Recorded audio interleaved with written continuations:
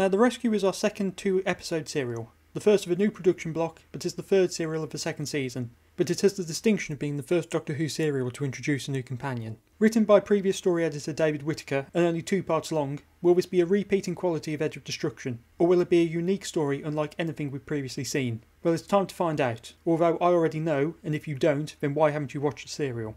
So before we begin talking about the actual serial, a little behind the scenes stuff. So as I mentioned, this serial was the first of a new production block, which undersaw a few changes to the show, both on screen and behind it. Notably, Susan had left the main cast, and so a replacement companion who could relate to the kids was needed. Furthermore, David Whittaker had left the role of story editor, with Dennis Spooner, writer of The Reign of Terror, taking over. With all these changes, it was decided that Whittaker would write the first serial of this production block, allowing him to show Spooner the ropes and introduce the new companion, although Spooner isn't credited due to him having little input into the script. This serial was also the first to share a production team with its following serial, as this and The Romans had the same director and crew making it, with the serials essentially being produced as a 6-parter, despite having different production codes.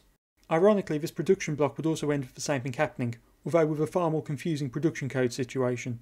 And with that out of the way, let's get into the serial.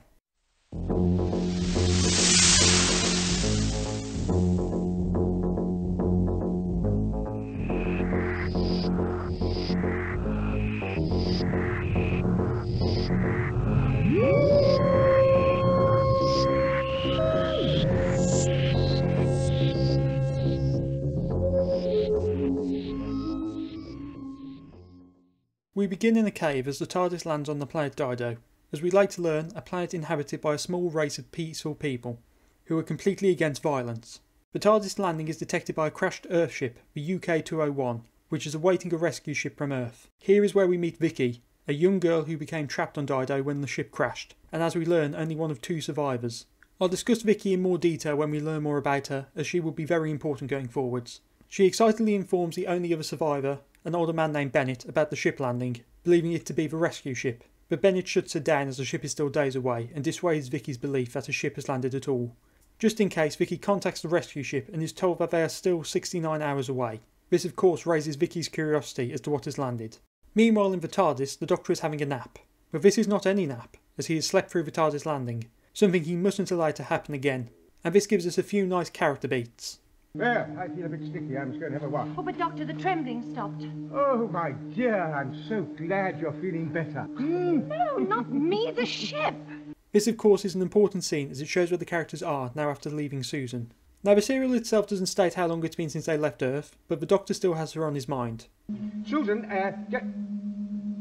And it's perfect, the way Hartnell delivers the lines before his expression changes as he remembers. And this leads into another nice character beat between the Doctor and Barbara. Doctor, why don't you show me how to open the doors? There's just something about when these two interact via just a door. They just work.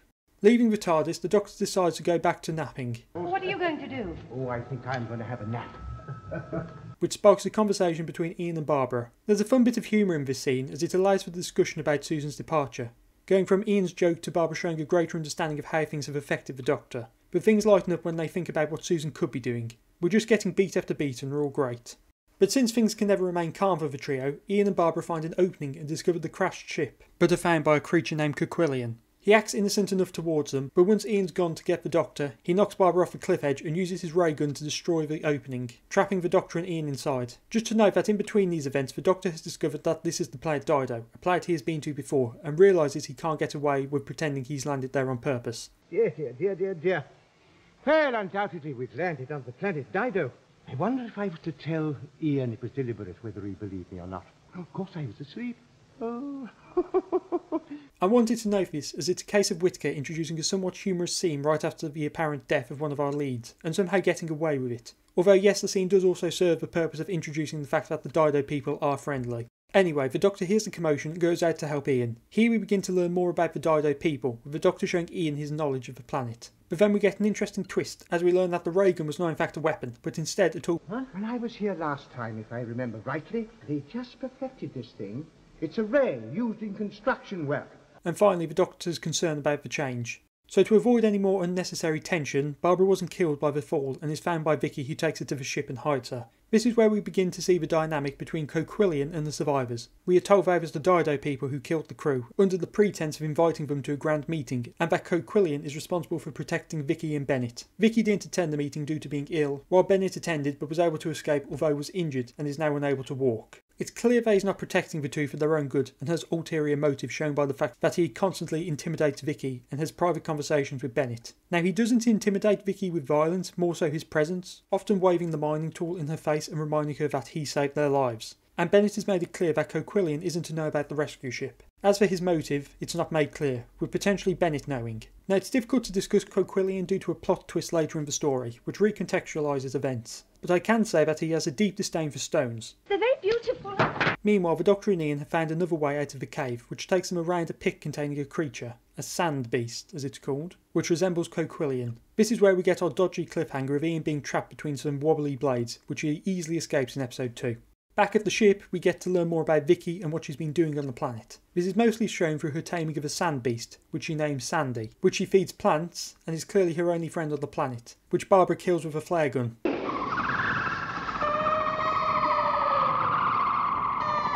So first off, that's another on Barbara's kill count, making 5, but maybe more importantly, it creates tension between Barbara and Vicky, as this act causes a lot of distress to Vicky, and I don't blame her. A complete stranger who she put her life on the line to save has just killed her only friend. Yeah, Vicky's right to be angry. I mean, Barbara is also in the right in a way, as she did it as she thought the sand beast was going to attack Vicky, but the only problem with that is... No, don't! Yeah, so Vicky told her not to, and Barbara still did. You know, I am really starting to think that she may be a bit more bloodthirsty than many people think. I mean, I know she tried to stop the sacrifices in the Aztecs, but maybe it was a bit more of a I want a piece of the action sort of thing. Fortunately, the Doctor and Ian arrive to defuse the tension and the plot begins to approach the climax by putting the pieces into place. The trio want to help deal with Coquillian, so the Doctor goes to speak to Bennett, only to find him gone. And since I cannot not mention this, the door to the quarters is stuck and so the Doctor bashes it down.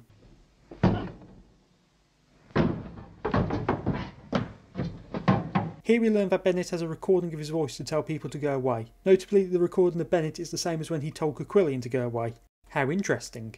We also learn that he has microphones so he can spy on Vicky, plus there's a secret trapdoor in the floor of his room. Now Ian, Barbara and Vicky don't play any part in the final confrontation with Coquillian, so I want to discuss their conversation in the ship now before I begin to wrap things up. Like with Whittaker's other stories, we see his character work is on point as ever. Barbara and Vicky have a small moment when they apologise for the events around Sandy's death, but this leads into Vicky learning about the trio's travels. Our spaceship, well, isn't like this one. It travels through time. We left in 1963. 1963? Which gives us this humorous bit. But that means you're about 550 years old.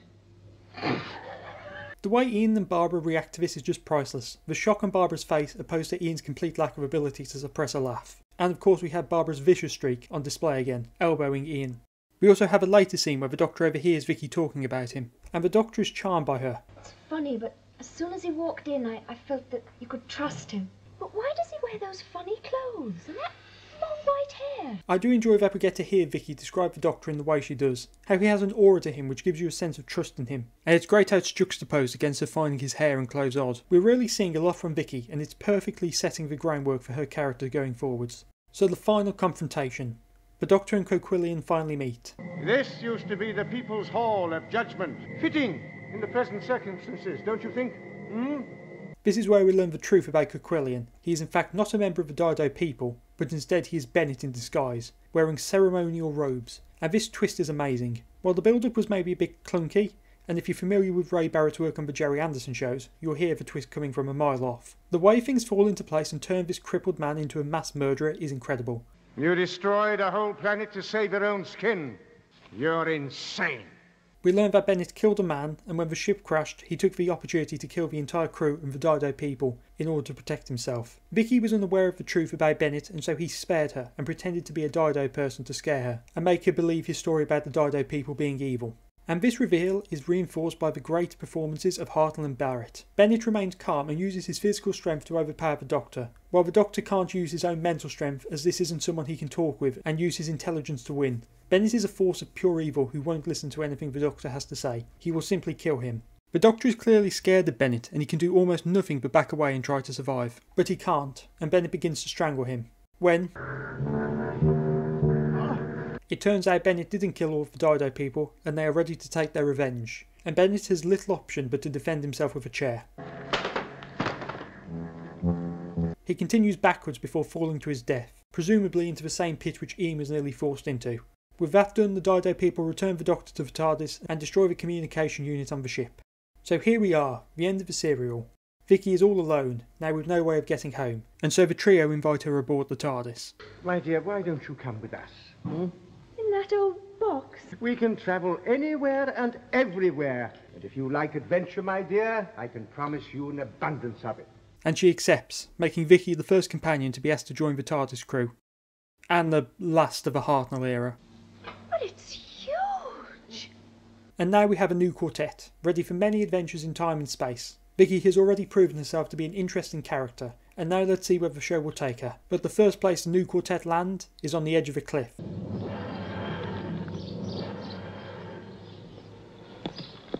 Take off again, Doctor! Hold on, hold on, hold on, hold on! Ow.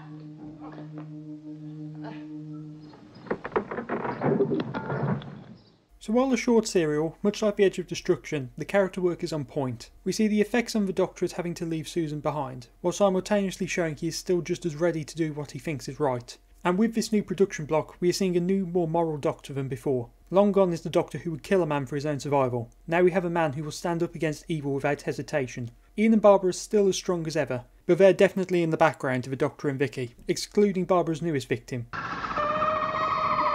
And Vicky, despite how little we've seen of her, we've already learnt enough about her and the time she comes from to create interesting dynamics with the rest of the quartet. Going forward she has a lot of potential, and I'm hoping she can live up to it. Now we're moving on to another Dennis Spooner historical, acting both as writer and script editor. Will it be as bleak as The Reign of Terror, or will we see a new genre for the show to explore? Next time, the Romans.